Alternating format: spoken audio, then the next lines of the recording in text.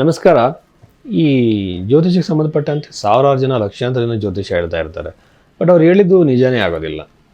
ಅದಕ್ಕಾಗಿ ಜನಗಳಿಗೆ ಜ್ಯೋತಿಷದಲ್ಲಿ ನಂಬಿಕೆ ಕಡಿಮೆ ಆಗ್ತಾ ಹೋಗುತ್ತೆ. ಇಲ್ಲಿ ನಿಜವಾದ ಜ್ಯೋತಿಷಿ ಯಾರು ಅನ್ನೋ ಪ್ರಶ್ನೆ ಬರುತ್ತೆ. ಒಂದನೇದಾಗಿ ಬಂದು ನಿಜವಾದ ಜ್ಯೋತಿಷಿ ಅಂತಂದರೆ ನೀವು ಕೊಟ್ಟಂಥ ಬರ್ತ್ ಟೈಮ್ನ ಆತ ನಂಬಲ್ಲ. ಆ ಬರ್ತ್ ಟೈಮ್ ಸರಿ ಇದೆಯಾ ಇಲ್ವಾ ಅಂತ ಚೆಕ್ ಮಾಡ್ತಾನೆ. ಅದು ಹೇಗೆ ಅಂತಂದರೆ ಲಗ್ನದಿಂದನೇ ಜಾತಕವನ್ನು ನೋಡಬೇಕು, ರಾಶಿಯಿಂದ ಅಲ್ಲ. ರಾಶಿನ ಕನ್ಫರ್ಮೇಷನ್ಗೆ ಮಾತ್ರ ನೋಡಬೇಕಾಗತ್ತೆ. ಲಗ್ನವನ್ನು ಕಂಡುಹಿಡಿದು ಹೇಗೆ? ನಿಮ್ಮ ಜೀವನದಲ್ಲಿ ನಡೆಯುವಂಥ 2-3 ಘಟನೆಗಳನ್ನು ಆತ ಹೇಳಬೇಕು. ಯಾಕೆಂದರೆ ನಿಮ್ಮ ಭೂತದಲ್ಲಿ ನಡೆದಂಥ ಘಟನೆಗಳನ್ನ ಹೇಳಿದವನು ಭವಿಷ್ಯದಲ್ಲಿ ನಡೆಯೋ ಘಟನೆಗಳು ಹೇಳ್ತಾನೆ ಅಂತ ಕನ್ಫರ್ಮ್ ಆಗುತ್ತೆ. ಎರಡನೇದು ಬಂದು ನಿಮ್ಮ ಸೈಕಲಾಜಿಕಲಾಗಿ ನೀವು ಹಿಂಗೆ, ನೀವು ಒಳ್ಳೆಯವರು, ನೀವು ಹೃದಯ ಅಂಥದ್ದು, ನಿಮ್ಮ ಮನಸ್ಸು ಇಂಥದ್ದು ಅಂತ ಹೇಳೋ ಸೈಕಲಾಜಿಕಲ್ ಅಲ್ಲ. ನಿಜವಾದ ಘಟನೆಗಳು ಟೈಮಿಂಗ್ ಸಮೇತವಾಗಿ ಹೇಳಬೇಕಾಗತ್ತೆ. ಟೈಮಿಂಗ್ ಅಂತಂದರೆ ಆ ಟೈಮ್ ಪೀರಿಯಡಲ್ಲಿ ಇಂಥ ಘಟನೆ ನಡೆದಿರೋ ಸಾಧ್ಯತೆ ಇದೆ ಅಂತೇಳಿ. ಇದಾದಮೇಲೆ ಪರಿಹಾರಗಳನ್ನ ಹೇಳುವಾಗ ಬೃಹತ್ ಪರಾಶರ ಹೋರಾಶಾಸ್ತ್ರಗಳಿರುವಂತಹ ಮಂತ್ರ ಜಪಗಳು, ದಾನಗಳ ಬಗ್ಗೆ ಮಾತ್ರ ಮಾತಾಡಬೇಕು. ಕರಂಗುಲಿ ಮಾಲ ಹಾಕ್ಕೊಳ್ಳಿ, ಜೆಮ್ ಸ್ಟೋನ್ಸ್ ಹಾಕ್ಕೊಳ್ಳಿ, ಅಥವಾ ಇನ್ನೊಂದು ಹಾಕ್ಕೊಳ್ಳಿ, ಆಮೇಲೆ ನ್ಯೂಮರಾಲಜಿ ಪ್ರಕಾರ ಹೆಸರು ಚೇಂಜ್ ಮಾಡ್ಕೊಳ್ಳಿ ಅಂತ ಹೇಳೋಂಥವ್ರು ಜ್ಯೋತಿಷರಲ್ಲ. ಅದು ಜ್ಯೋತಿಷಕ್ಕೂ ಅದಕ್ಕೂ ಸಂಬಂಧನೇ ಇಲ್ಲ. ಓಕೆನಾ? ಮತ್ತು ಪರಿಹಾರಗಳಲ್ಲಿ ಕಾಸ್ಟ್ಲಿ ಪರಿಹಾರಗಳಾಗಿ ಈ ಬಡವರಿಗೆ ಏನು ಮಾಡಬೇಕಾಗತ್ತೆ? ಅವರು ದೊಡ್ಡ ದೊಡ್ಡ ಕಾಸ್ಟ್ಲಿ ಪೂಜೆಗಳನ್ನು ಹೇಳಿದ್ರೆ ಮತ್ತು ಅವ್ರಿಗೆ ಪರಿಹಾರನೇ ಇಲ್ವಾ? ಋಷಿಗಳೆಲ್ಲ ಯಾವ ಕಾಸ್ಟ್ಲಿ ಪೂಜೆಗಳನ್ನ ಹೇಳಿಲ್ಲ. ಬೃಹತ್ ಪರಾಶರ ಹೋರಾಶಾಸ್ತ್ರದಲ್ಲಿ ಸಿಂಪಲ್ ರೆಮಿಡೀಸ್ನ ಹೇಳಿದ್ದಾರೆ. ಇದನ್ನು ಸಜೆಸ್ಟ್ ಮಾಡಬೇಕು. ಆಮೇಲೆ ಟೆಕ್ನಿಕಲಾಗಿ ಇನ್ನೂ ತುಂಬ ವಿಚಾರಗಳಲ್ಲಿ ಜ್ಯೋತಿಷನ ತಿಳ್ಕೊಬೋದು. ಬಟ್ ಮಾಮೂಲಿ ಜನಗಳು ಈ ವಿಚಾರದಿಂದ ಈಸಿಯಾಗಿ ಅವ್ರು ತಿಳ್ಕೊಬೋದು, ಅವ್ರ ಕ್ವಾಲಿಫಿಕೇಷನ್ ಏನು ಜ್ಯೋತಿಷರು ಅಂತೇಳಿ. ಸೊ ಇಂದಿನ ಘಟನೆಗಳನ್ನ ಹೇಳೋದು ಬಹಳ ಇಂಪಾರ್ಟೆಂಟ್ ಆಗುತ್ತೆ. ಇದನ್ನು ಗಮನದಲ್ಲಿ ಇಟ್ಕೊಳ್ಳಿ. ಆಮೇಲೆ ಒಬ್ಬೊಬ್ಬರು 5 ನಿಮಿಷ 10 ನಿಮಿಷದಲ್ಲಿ ಇಡೀ ಮನೆಯವ್ರ ಜಾತಕ ಎಲ್ಲ ಹೇಳ್ಬಿಡ್ತಾರೆ. ಸೊ ಒಂದು ಜಾತಕ ನೋಡೋಕ್ಕೆ ಅದರಾಗಿರೋ ಟೈಮ್ ಹಿಡಿಯುತ್ತೆ. ಅದರದ್ದೇ ಆಗಿರುವಂಥ ಗೌರವ ಫೀಸ್ನು ಕೊಟ್ಟು ಕೇಳಬೇಕಾಗುತ್ತೆ. ಅದು ಕೂಡ ಇಂಪಾರ್ಟೆಂಟ್ ಆಗುತ್ತೆ ಇಲ್ಲಿ. ಇದನ್ನು ಗಮನದಲ್ಲಿ ಇಟ್ಕೊಳ್ಳಿ. ಈ ಡೀಟೇಲ್ಡ್ ಅನಾಲಿಸಿಸ್ ಮಾಡೋದಕ್ಕೋಸ್ಕರ ನೀವು ಭೈರವಿ ಆಸ್ಟ್ರೋನ ನೀವು ಸಂಪರ್ಕ ಮಾಡ್ಬೋದು.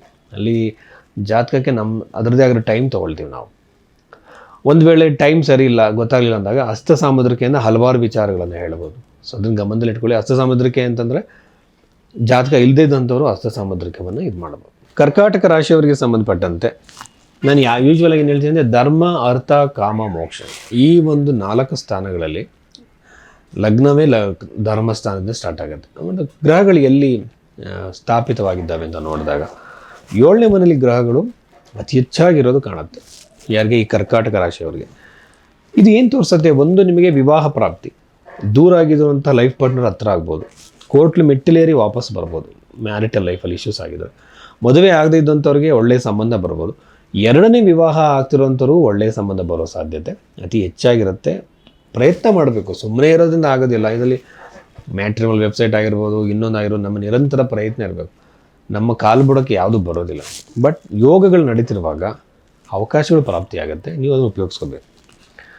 ಇದಾದಮೇಲೆ ಪಾರ್ಟ್ನರ್ಶಿಪ್ಪಲ್ಲಿ ಕಿರಿಕಿರಿಗಳಾಗ್ಬೋದು. ಬಿಸ್ನೆಸ್ ಮಾಡೋಂಥವ್ರಿಗೆ ಕೇರ್ಫುಲ್ ಆಗಿರಬೇಕಾಗತ್ತೆ. 2 ಇಂಪಾರ್ಟೆಂಟ್. ಮದುವೆ ಆಗಲಿ, ಬಿಸ್ನೆಸ್ ಪಾರ್ಟ್ನರ್ಶಿಪ್ ಆಗಲಿ, ಎರಡರಲ್ಲೂ ಕೂಡ ನೀವೇನು ಮಾಡಬೇಕು ಅಂದರೆ ಅಷ್ಟು ಒಂದು ಅವ್ರನ್ನ ಜಾತಕದ ವಿಶ್ಲೇಷಣೆ ಮಾಡಿ ನೀವು ಆಗಬೇಕಾಗತ್ತೆ. ಓಕೆನಾ?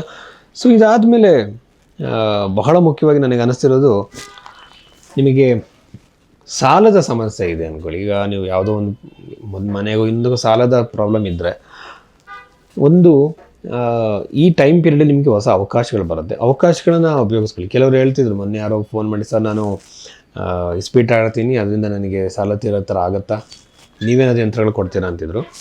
ಇದನ್ನು ಯಾವ ಕಾರಣಕ್ಕೂ ಫಾಲೋ ಮಾಡೋಕ್ಕೆ ಹೋಗಬೇಡಿ, ಇದು ತಪ್ಪು. ಒಂದು ನ್ಯಾಯವಾಗಿರೋ ಒಂದು ಬಿಸ್ನೆಸ್ ಮಾಡಿ ಒಂದು ಪ್ರಾಪರ್ ಇನ್ಕಮ್ ಬರೋ ಥರ ಮಾಡಿಕೊಂಡು ನೀವು ನೆಮ್ಮದಿಯಾಗಿ ಆರಾಮಾಗಿ ಅದು ಸಾಲದಿಂದ ಹೊರಗಡೆ ಬರ್ಬೋದು. ಸಾಲಕ್ಕೋಸ್ಕರ ಇನ್ನೊಂದು ಸಾಲ ಮಾಡೋದು, ಇನ್ನೊಂದು ಗ್ಯಾಮ್ಲಿಂಗ್ ಮಾಡೋದು ಬಹಳ ತಪ್ಪು. ಇದರಿಂದ ಖಂಡಿತವಾಗ್ಲೂ ಹೊರಗಡೆ ಬರುವಂಥ ಅವಕಾಶ ಈ ರಾಶಿಯವರಿಗೆ ಸಿಗತ್ತೆ. ಸೊ ಈ ರಾಶಿಯವರಿಗೆ ಎಲ್ಲ ಥರದ ಅನುಕೂಲಗಳು, ಅಭಿವೃದ್ಧಿಗಳು ಆಗೋ ಸಾಧ್ಯತೆ ಖಂಡಿತವಾಗಲೂ ಇದೆ.